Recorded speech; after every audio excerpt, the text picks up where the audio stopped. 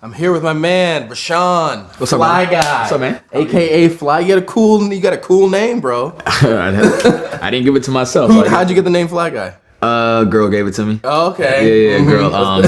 Me and my boys used to throw parties back in DC. You're from DC? No, I'm not. My man went to GW Law School. Oh, got it. So okay. being in New York, we would drive down to DC every weekend, throw parties, and then go back to New York on a Sunday. And then, so we call ourselves the G4 crew. Right on. So everybody in the crew had a nickname except for me. Get to a party one night, and our door girl, the way I was dressed, she just looked at me and she was like, "You're a real fly guy. Look at this fly guy. You're a real fly guy." And I was like, "Oh." I had we used to play Halo. I don't know if like back in the day, and then I got a nickname, but it's not as cool as yours. What was it? Norbert. Nah. I mean, hey, trust me, I had a lot of messed up nicknames. But you're from New York. Originally, I was born in Guyana, South America. Right on. Okay. And then moved to Brooklyn and then Miami. Okay. How when you were in Brooklyn? What's that age range? 5 to 8, and then 19 to 28. Okay, 5 to 8, 19. Do you feel like people up north are smarter than people in Florida? No, smarter. He's smarter. I would say smarter isn't the word. What's in the water down here in Florida? We got the Florida man going on. We got people just doing crazy stuff. I don't know. You know, like Charlamagne the God says, man, the craziest people that come from Florida and somewhere else he said. Yeah, he does say that all the time. But every time it's like a crazy story, it's always somebody from usually North Florida. But, North Florida is. Yeah. I mean, I don't even know. I don't know what's going on. Yeah. I mean, I went to FAMU, Tallahassee, so I know a little bit about North Florida. Yeah, a little bit of the South. A little bit of the South. Yeah. But the hustle's strong in North. I'm from DC. Oh, you're from DC? So you know. The hustle's strong up there. Yeah. Down here, it feels like everyone's kind of relaxed. Well, I think, one thing that it has to do is because everybody's so on top of each other, like population-wise. It's like you're clogged up, figuratively and literally. Right. So it's like you got to get to where you got to get to faster, quicker, stronger, Do you feel like, I don't know, I always think about people that like you meet and whether everyone's got, especially like if anyone in the creative scene, any musician, any artist that's really trying to do that, it's like the talent almost becomes irrelevant. Like nowadays. Yeah, the talent's almost like, okay, you're good at whatever. It's like cool. It's like, you know how many amazing NBA players there are. Right. Doubt that you'll ever get the chance to be in that 1% to get into the NBA. Mm-hmm. It's that hard work. It's the grind. It's the thing that you can't teach. Right. You can't teach drive. You can't teach hustle. Right. You can only lead by example, and that somebody else recognizes it and then applies it in their own way. Yeah. To that's interesting. That's so interesting to me because I find like just different people in LA, a different vibe. People in New York, people in Miami, and I always wonder like people like is it a location thing? Is it an atmosphere thing that you're in? I mean, I think does the subway in the concrete jungle? I was gonna say I think the atmosphere plays a role in it. I think the weather plays a role in it. Right. I mean, it's like it's January right now, and I had shorts on earlier today. It's like, so, you don't even have that hustle mentality if you walk outside your door in January and you got a white beat and some shorts on. It doesn't make you. What drives you? Like you did season 1 Fly Guy podcast. Mm-hmm. Like what drove you to do that? And because that people underestimate like content's hard.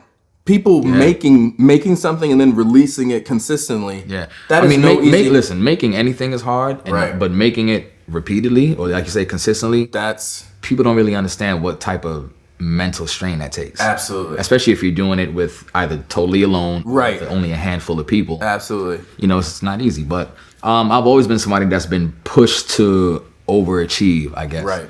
Because I grew up in a household of very hard workers. Right. And it's like I can't disrespect the legacy of my family by taking these God-given talents for granted. Right. So that's always in the back of my mind with anything I've done. Did you know what you were going to do when you were growing up? Like when you were younger, I knew probably when I was in high school, I knew I was going to be doing something in entertainment. Right.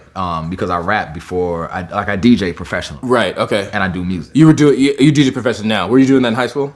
No, I was rapping. Okay, got it. But being a child of hip hop, it's all, they're all correlated. Right. So I knew some way I was going to be doing something within this hip hop culture. Right. As an adult. Right. And I didn't know, I never thought it would be DJing though.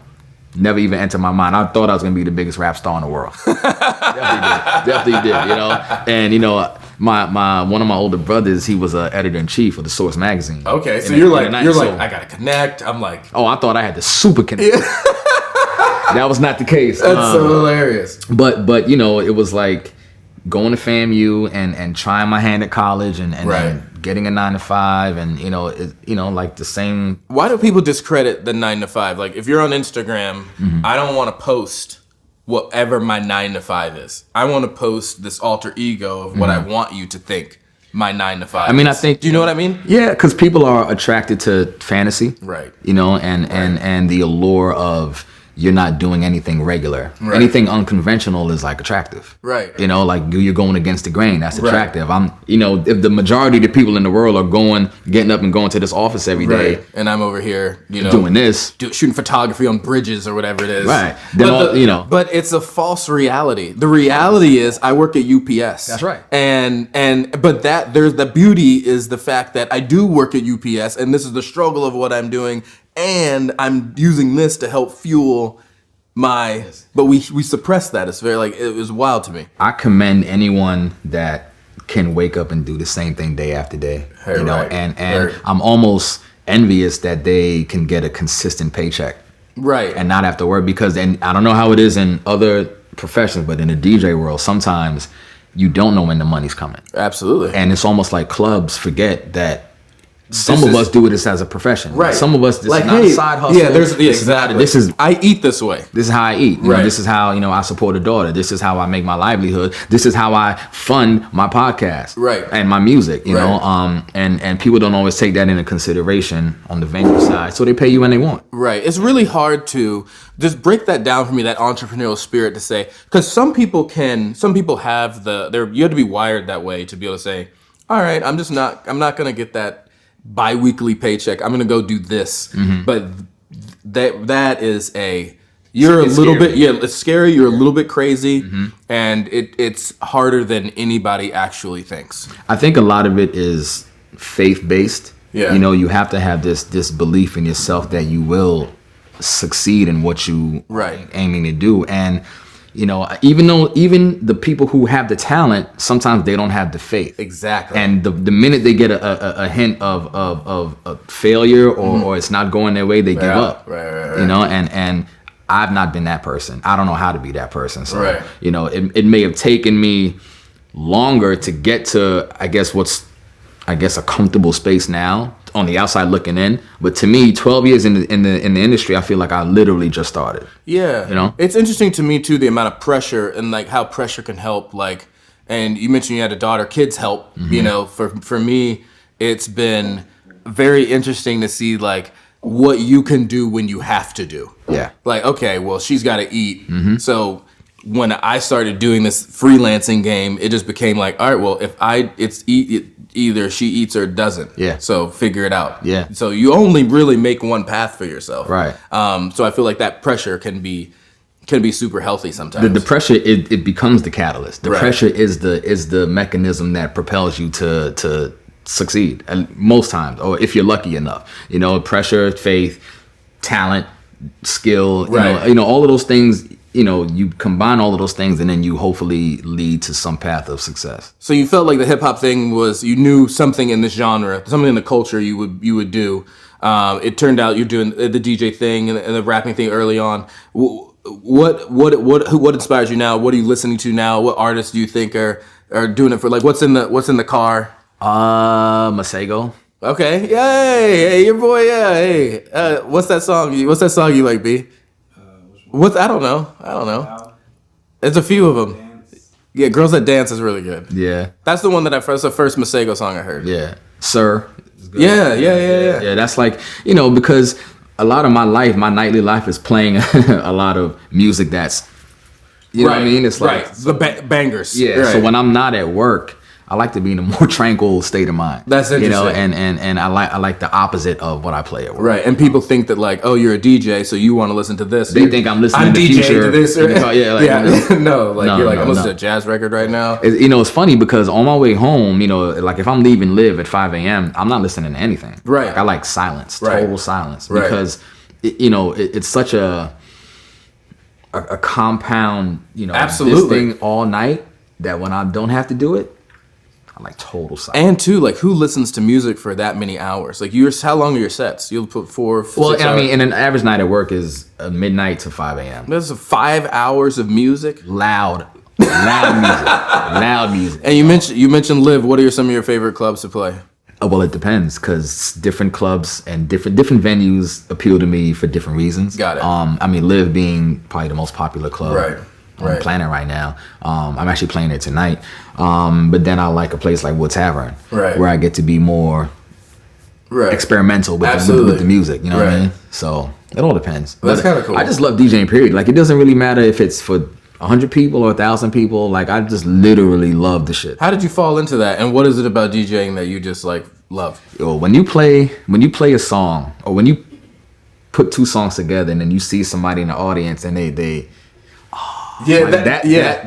feeling, like, it's hard to describe it to somebody who's not a DJ. I know what it feels like. Yeah. And you feel this sort of fulfillment when you do it, when you see it. I can't even explain it. It makes you feel like you've pierced a part of my soul. Like, how did you know that this I would want? Like, I didn't even know that. You know, I mean, that's really what it is. It's like you say to yourself, okay, 3 songs from now, I'm gonna play this, and it's gonna have this effect on this room of people. And then it happens. That's the thing that I think is the most interesting. It is a way, like when we make movies or when you're making film, you're editing it in a way because I want people to have this feeling. Yeah. And in a room when you're DJing, it's like, all right, I am going to control. That's exactly. I'm going to control and bring this emotion and shift it and move it. And the cool thing about places like Live and Story, we have a lighting technician that can add these other elements that make the music and that feeling that you're talking about, it amplifies it. Because if I could play a certain record that sounds a certain way and shut the lights off, and then, lights go dark, the whole place is dark. Now you start to, what's about to happen? Right. And then you drop a banger, and then to get the strobe lights, and then here comes the confetti. Right. And, so it's all those little extra you're hitting nuances. All these senses. Exactly. But this is something you truly love to do. Yeah. Yeah. And so, like, people, what do you think changes? Like, what do you think changes from, like, your version here? Like, what is Kanye West and all these other artists going through where they get to a point where it's like they're doing what they love, but obviously you could see that they're like struggling or shifting, or you hear from some artists you don't hear from anymore. And it's something about the industry that's also very like fickle or dangerous. I think the industry is a devil. Yeah. It's the reason why. My brother, he in addition to being at the Source magazine, he published a book, and in the book, the second chapter was about me, and it was called My Brother the Rap Star. And at the time when he wrote it, I was 19. Now you understand, he was there the night Biggie got killed. Wow. He had to proof and approve the stories on Tupac if he lived or if he died. Yeah. From Vegas, right? And here comes his little brother saying, "I want to rap. Right. Help me get into the game." Right. And he's torn between, the talent of his little baby sibling, or this destructive, terrible industry that's happening, and trying to shun me, and keep me out of that. Right. It's a tough thing. It's interesting. That game is interesting because you have like the Biggie and Tupac beef going back and forth in between music. Mm-hmm.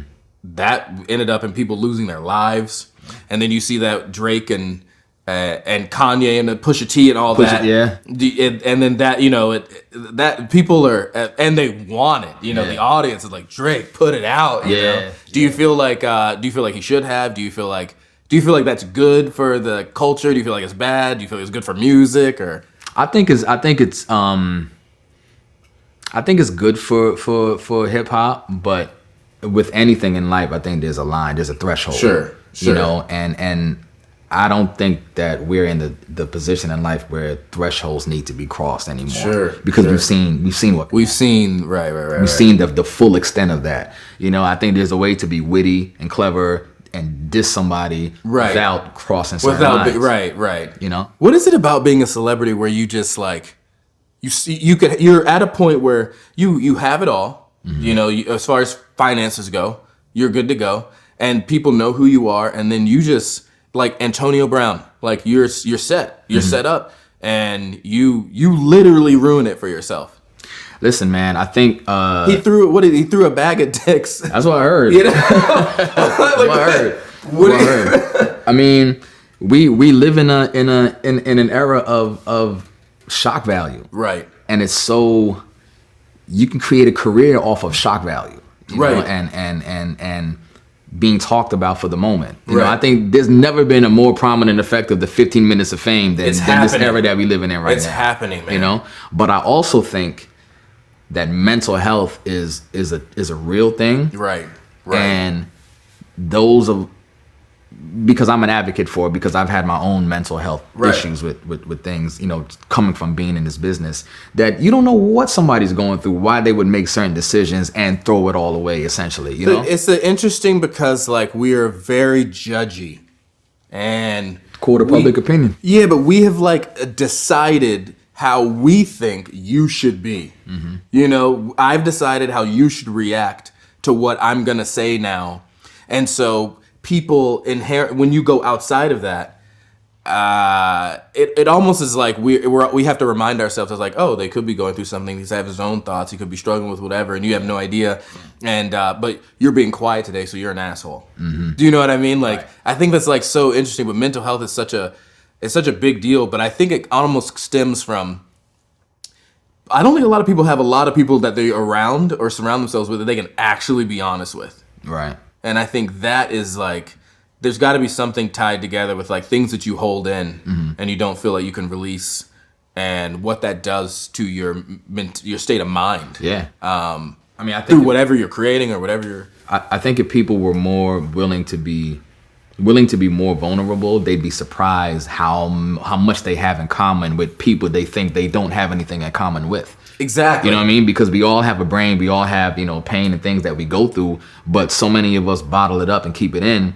If you take a moment and express it, you realize somebody's going through something almost similar. And that's what I'm saying. Like but instead you get the posts of the gram that I'm like, here, I'm in Paris, I'm doing this, blah, blah, blah, blah. Like, that's what I want people to see. But really, if you send the post like, yo, I'm struggling with this, like, I'm struggling with my mental health, or I'm struggling with trying to get a job, everyone will be like, yo, man, like, I've been there, know what this is like. And people, that would be more relatable, but we hold that. We hold that in. I mean, you know, there's a girl from out here, there's actually two individuals, right? There's a girl from out here named Ashley Bianca Jones, and she has a foundation called the Come Union Gathering. Come and then union and put it together. Got it. And she asked me to come share a bit of my story with a room full of people. And at first I was like, no, I'm definitely not doing that. I'm not about to. I don't want anybody in here. I'm not doing that. Like, I got an image to keep and all of that. And you know, but then something just told me like, yo, just go talk to these people and share a little bit of what you've been through. And in doing that, not only was it therapeutic for me, but so many people came up to me afterwards and was like, yo, I feel you, I felt you. And I've now established rapport with some of those people that were in that audience that now I talk to like on a regular basis. And you never would have. Like, never would have. They don't come to the club, so I would never see them in my regular daily routine. But now there's like actual relationships, organic bonds with these people just from me taking off that veil or that shroud and say, okay, here's what I've been through that's messed up. What do you think? You know, what have you gone through? And now let's share. Right. And it's not enough sharing. People share photos and they share whatever. Of course, they share the weed, they share everything except the pain that they go through. Real shit. Like, exactly. Yeah, that's pretty interesting. Crazy. I feel like too, and that divide has almost like, we talked about North Florida. It is almost like in the country, it is almost like there is such a staunch divide of like how people think, and we need to separate each other into these little boxes, whether it's political, whether it's classes. But I feel like where we are in America as people, some really interesting times as far as race relations, as far as like just people. I don't know. It's very interesting. Like people like, you know, I felt like when we were coming up, like there's not much you could say. Like no one's gonna raise their hand. Like if everyone's like, yo, who is like cool with Nazis? No one's gonna be like, yeah, I'm cool with that. Right. Most people are like, nah, I'm but like now people are more outspoken. People are more divided than they almost ever have been. And I think that's partly social media, partly platform. But I think people have probably more in common than we let on. Right. But I almost feel like where we are as a country and issues, we are super divided. Do you feel that way? I feel like, obviously I wasn't alive in the 60s, but this has to be something like what the 60s felt like, right. or the 50s, where in a different way, but in a different way, but where it's like, okay, there's racism going on. It's in 100%. Your face a lot more. There are no crosses and swastikas, sure. But you it's in a different way. It's in a different way. Right. It's on social media. It's on the news. And I don't know if it's a catch-22 because it's good and it's bad, because it's like it's putting a spotlight on the shit and showing you, or it's holding the mirror up to America and saying, all right, America, in case you thought something else, here's who we really are. This is you, man. This is you. Like, this is us. You know what I mean? And as the saying goes, destroy and rebuild. Right. And I think the past, 4 years, there's been a deconstruction of America. Yeah. That I think, because I don't think Trump is going to get reelected. Right. I don't believe that, and my spirit tells me he won't.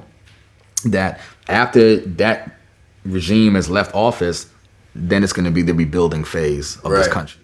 It's the weirdest thing in the world. You remember after 9/11 happened, and right after that, it was like this kind of community feeling throughout the whole country. Super patriotic. Everybody was like, God bless you, get home safe, brother. Yep. And like, didn't matter who you were, it felt like there was this ultimate tragedy happened, and we were all somehow bonded together. Yeah. And then that was, that's 2001. And now it's 2020, and it's kind of nothing like that has even happened, but it's more divided than it's ever have been. I obviously think Trump has a lot to do with that, and you can. And I think social media, helps that, because now everybody has a voice. Right. Everybody has a voice. Right. So one person puts out one thing, it gets to 100 people, then to 1,000, and then 10,000, and it's so it's not like around 9/11 time where you kind of you got the news. Right. You in hip hop, you got your video shows, and that was it. Right. And now it's so much content bombarding us from all over the place that it creates more opinions and more point of views, and now everybody gets to express those point of views and share it with each other, and it's crazy, man. It's interesting. I think, do you feel like more content, do you feel like it's better? Do you feel like more people having a voice? YouTube, all these other platforms of everyone sharing, do you feel like it's a good thing? Do you feel like that's harmful? I think it's good, and it's bad. It's like that book, the 48 Laws of Power. I don't know if you've ever read it. But it's like that book is a weapon in a sense, depending on whose hands it's in, and it can be used in a good way, as a piece of knowledge, or it can be used as a manipulative tool, and it all depends on who's sharing the information or who's using the information. Right. So it's about, you talk about social media, it's always like, well, who's using the social media and what are they using it for? Right. How are they doing it? What are they doing with it? You said you don't think Trump's going to get reelected. I don't believe so. Why do you think that? I think it's.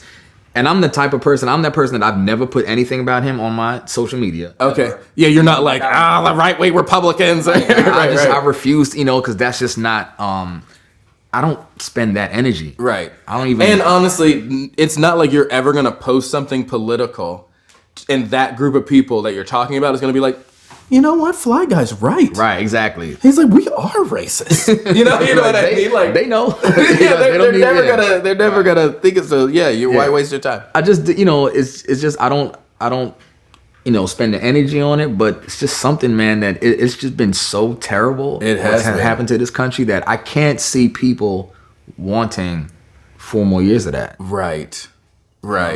I don't know, but stranger things have happened in this country, that's for sure. But I would like to believe in my heart that he wouldn't get reelected. What are you working on now that you feel most excited about? The podcast for sure. The Fly Guy Show is definitely something that it's been materializing pretty good. And I even started from my man DJ EFN from Jink Champs. Okay, he's the one that kind of suggested I do it. Right. So that's shaping up. Did you feel like that was inside you? Because DJing is kind of like, you're almost behind the scenes.